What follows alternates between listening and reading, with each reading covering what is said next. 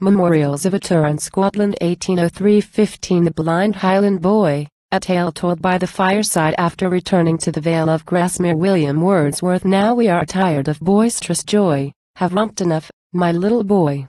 Jane hangs her head upon my breast, and you shall bring your stool and rest. This corner is your own. There. Take your seat, and let me see that you can listen quietly, and, as I promised, I will tell that strange adventure which befell a poor blind Highland boy. A Highland boy? Why call him so? Because, my darlings, ye must know that, under hills which rise like towers, far higher hills than these of ours, he from his birth had lived. He ne'er had seen one earthly sight: the sun, the day, the stars, the night, or tree, or butterfly, or flower, or fish and stream, or bird and bower, or woman, man, or child. And yet he neither drooped nor pinned, nor had a melancholy mind. For God took pity on the boy, and was his friend, and gave him joy of which we nothing know. His mother, too, no doubt, above her other children him did love, for, was she here, or was she there, she thought of him with constant care, and more than mother's love. And proud she was of heart, when, clad in crimson stockings, tartan plaid, and bonnet with a feather gay, to kirk he on the Sabbath day went hand in hand with her.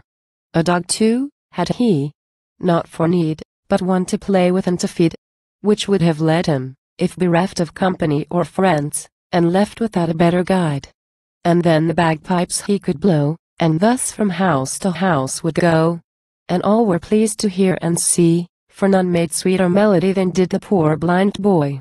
Yet he had many a restless dream, both when he heard the eagles scream, and when he heard the torrents roar, and heard the water beat the shore near which their cottage stood. Beside a lake their cottage stood, not small like ours, a peaceful flood, but one of mighty size, and strange, that, rough or smooth, is full of change, and stirring in its bed. For to this lake, by night and day, the great sea water finds its way through long windings of the hills and drinks up all the pretty rills and rivers large and strong, then hurries back the road it came, returns, on errand still the same. This did it when the earth was new, and this forevermore will do as long as earth shall last.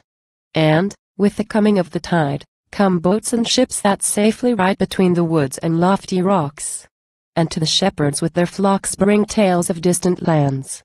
And of those tales, whate'er they were, the blind boy always had his share, whether of mighty towns, or vales with warmer suns and softer gales, or wonders of the deep. Yet more it pleased him, more it stirred, when from the waterside he heard the shouting, and the jolly cheers, the bustle of the mariners in stillness or in storm. But what do his desires avail? For we must never handle sail, nor mount the mast, nor row, nor float ill sailor's ship, or fisher's boat, upon the rocking waves. His mother often thought, and said, what sin would be upon her head if she should suffer this? Quo. My son, whate'er you do, leave this undone. The danger is so great. Quo. Thus lived he by Loch Leven's side, still sounding with the sounding tide, and heard the billows leap and dance, without a shadow of mischance, till he was 10 years old. When one day, and now mark me well, ye soon shall know how this befell. He in a vessel of his own, on the swift flood is hurrying down to the mighty sea. In such a vessel nevermore may human creature leave the shore. If this or that way he should stir, woe to the poor blind mariner, for death will be his doom. But say what bears him? Ye have seen the Indian's bow, his arrows keen, rare beasts, and birds with plumage bright, gifts which, for wonder or delight, are brought in ships from far. Such gifts had those seafaring men spread round that haven in the glen. Each hut, perchance, might have its own, and to the boy they all were known. He knew and prized them all. The rarest was a turtle shell which he, poor child, had studied well. A shell of ample size, and light as the pearly car of Amphitrite, that sportive dolphins drew. And, as a coracle that braves on Vaga's breast the fretful waves, this shell upon the deep would swim, and gaily lift its fearless brim above the tossing surge. And this the little blind boy knew, and he a story strange yet true had heard, how in a show like this an English boy, oh thought of bliss, had stoutly launched from shore, launched from the margin of a bay among the Indian Isles, where lay his father's ship, and had sailed far, to join that gallant ship of war, in his delightful shell. Our Highland boy oft visited the house that held this prize, and, led by choice or chance, did thither come one day when no one was at home, and found the door unbarred. While there he sate, alone and blind, that store flashed upon his mind. A bold thought roused him, and he took the shell from out its secret nook, and bore it on his head. He launched his vessel, and in pride of spirit, from Loch Leven's side, stepped into it, his thoughts all free as the light breezes that with glee sang through the adventurer's hair.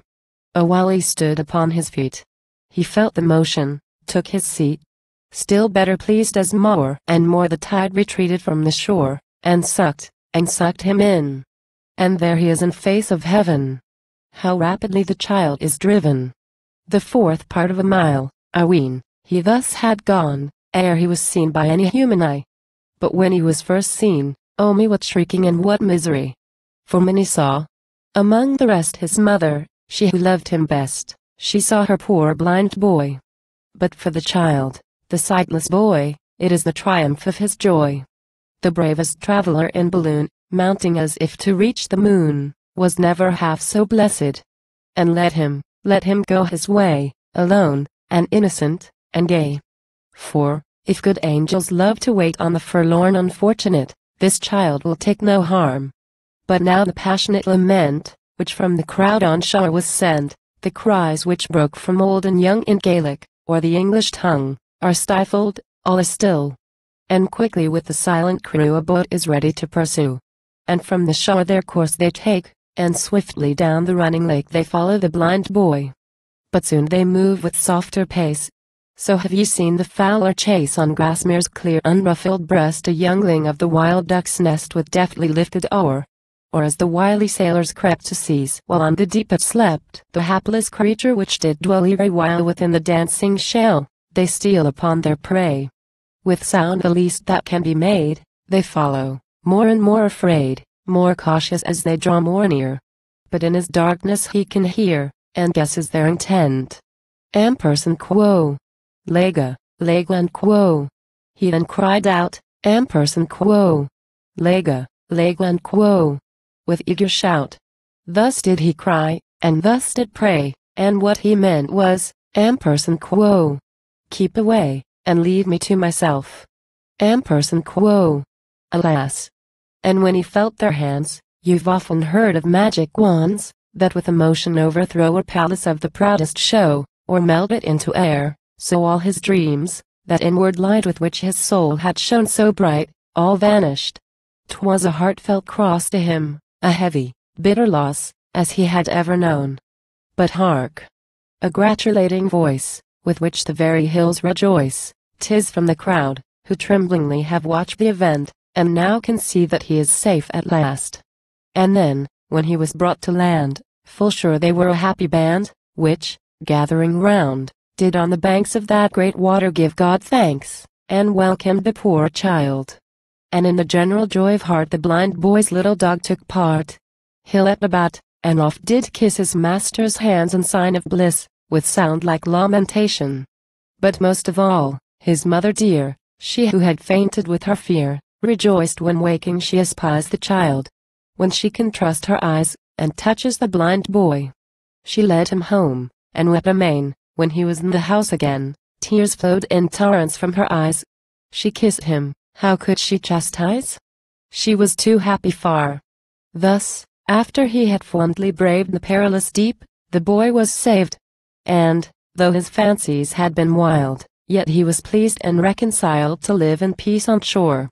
And in the lonely Highland dell still do they keep the turtle shell. And long the story will repeat of the blind boy's adventurous feat, and how he was preserved,